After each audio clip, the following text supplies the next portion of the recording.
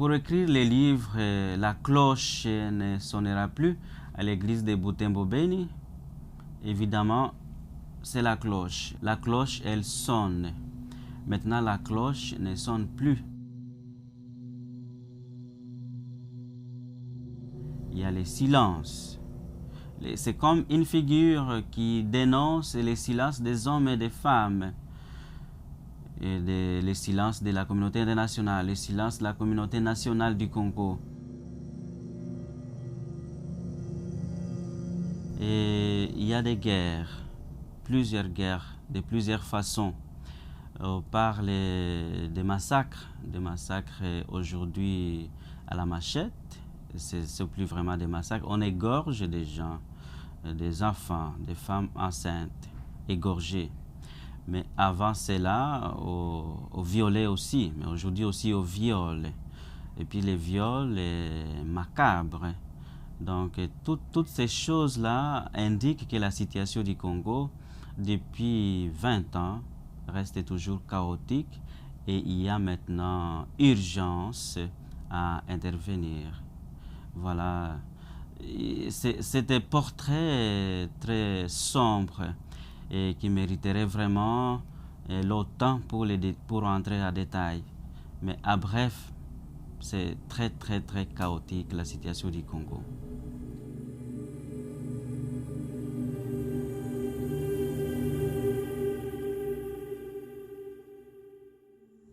Et puis, toute cette situation qui se passe au Congo, on n'en parle pas. C'est ça le plus dramatique. Il faut se taire. Se taire, c'est vraiment devenu un ordre, se taire. Alors que les géants écrasent vif les orteils des petits peuples. Mais il faut se taire, il ne faut pas parler. C'était tabou de parler. Et c'est là où on se pose plusieurs questions. Pourquoi ces silences? Les silences au niveau national.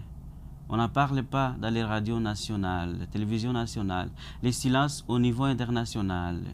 On n'en parle pas au niveau de la communauté internationale. On se demande pourquoi. Et la question qui reste, c'est à qui profitent ces crimes?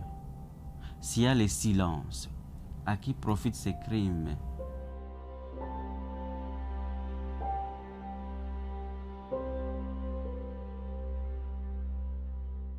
J'ai écrit ce livre pour essayer de sortir de ces mutismes, les mutismes, parce que c'est très dangereux.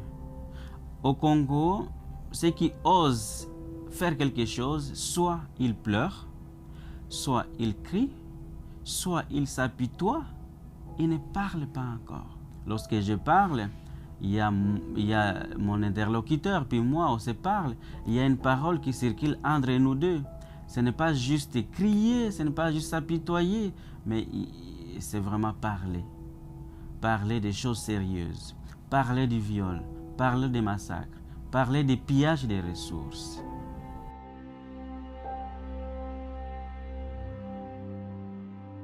Ma grand-mère a été kidnappée. Elle a fait, je crois, 3 semaines dans les forêts équatoriales. Je m'imagine les atrocités qu'elle subissait là-bas. Les milices, on les appelle comme ça, c'est des rebelles qui sont dans la forêt. Ils arrivent dans les villages pour venir piller, soit les bêtes, soit demandent de l'argent ou autre chose pour vivre. Puis ces milices demandent aux gens de transporter les effets qu'ils ont pillés jusque dans les montagnes. Et ma grand-mère était parmi ces gens qui ont été kidnappés. Elle a su passer au travers. Et c'est ce courage que j'admirais. Alors, c'est les récits que je raconte dans ces livres. Voilà les fils conducteurs, les récits de ma grand-mère. Mais autour de ces récits, j'essaie de faire des ramifications pour essayer d'embrasser toutes ces questions qui sont à la source de la désolation du peuple congolais. Et l'image de la cloche, c'est l'église de Beni Butembo, la paroisse des Assomptionnistes. Elle s'appelle Mbao. 3 prêtres étaient là, je les connaissais très bien, Jean-Pierre, Anselme, puis Edmond. Ils ont été kidnappés le 19 octobre 2012 dans la paroisse Les Soirs. Cet enlèvement de ces prêtres est venu comme réveiller ce que ma grand-mère me racontait. Je me suis dit, je ne peux plus me taire, il est temps de sortir du silence pour parler au monde, pour parler aux Québécois et Québécoises, pour parler à la communauté internationale de ce qui s'est passé au Congo. Alors jusqu'à maintenant, ces 3 prêtres, on ne sait pas s'ils sont vivants ou ils sont morts, mais j'ai l'espoir que la justice sera faite un jour. Un jour.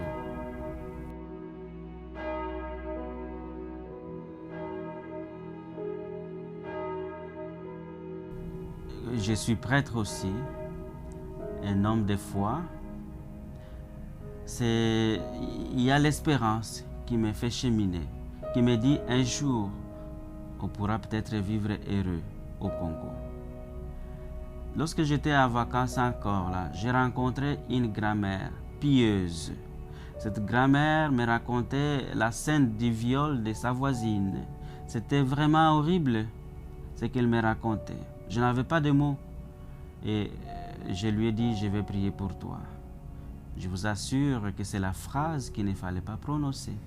Je vais prier pour toi. Voyons donc. Prier pour qui? Ça fait longtemps. Elle était enragée. Elle disait, ça fait longtemps que vous dites que vous allez prier pour moi. Pour nous, il n'y a rien qui s'est fait. Et cette grand-mère m'a quand même remué dans ma foi. Cette grand-mère m'a fait comprendre qu'il faut que je sorte de ma sacristie pour que ma prière devienne action. Homme de foi, je suis allé à la rencontre du peuple. Et parler pour cette madame, pour cette femme violée, je crois que c'est la plus grande prière dont elle a besoin. Parler pour elle. Et non pas sur elle, mais vraiment pour elle.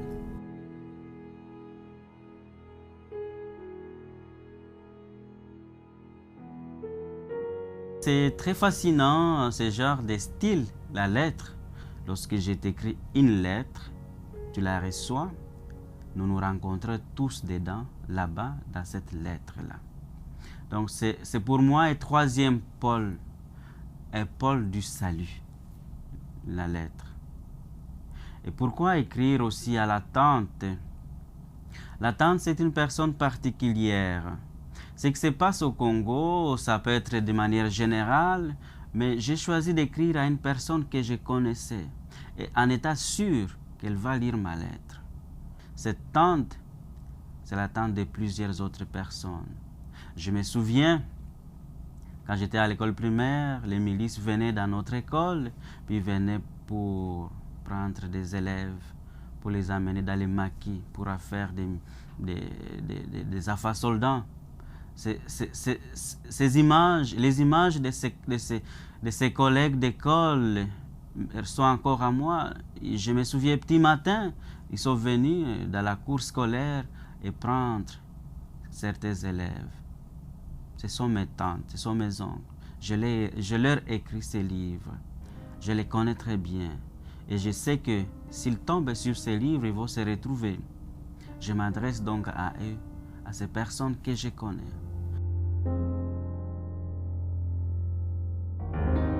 Je voudrais peut-être aussi dire aux lecteurs, lectrices qui vont lire ces livres, d'écrire à leur tante. Ça serait un livre pour les Congolais, mais c'est d'abord un livre pour les Québécois et les Québécoises, pour les autres peuples en dehors du Congo qui ne sont pas sous les décombres, qu'ils prennent aussi le courage de demander à leurs dirigeants et de leur fournir des informations sur les richesses du pays, sur les minéraux, les coltans ou autre chose. Ils peuvent demander aux fournisseurs de leur téléphone de leur dire d'où proviennent leurs matières, les matières qu'ils utilisent pour fabriquer leur téléphone. Là, on s'adresse à une personne particulière. On s'adresse à quelqu'un. Donc la lectrice ou le lecteur de ces livres doit s'adresser aussi à sa tante, lui écrire une lettre, lui demander Est-ce que tu peux m'informer? Est-ce que tu sais que la matière qui est dans ce téléphone cause des morts ailleurs au Congo? C'est pourquoi ces livres, je l'adresse d'abord aux lecteurs de l'extérieur du Congo aussi. Évidemment, c'est aux Congolais que ça revient.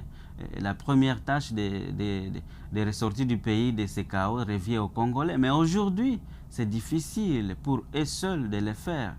Quelqu'un qui est sous les décombres ne peut pas se sauver des décombres lui-même. Il peut crier. Et ce cri aujourd'hui demande à être entendu par la communauté internationale. C'est en les sortant de ces décombres qu'ils vont construire peut-être leur pays. Mais je crois qu'il y a lieu d'espérer pour ce beau pays avec sa nature paradisiaque, ses forêts équatoriales, ses ressources, ses cours d'eau. C'était paradis le Congo. Et moi j'espère que dans quelques années, le Congo va refléter ce qu'il était dans les temps. On va retrouver ce beau Congo où il fait beau vivre.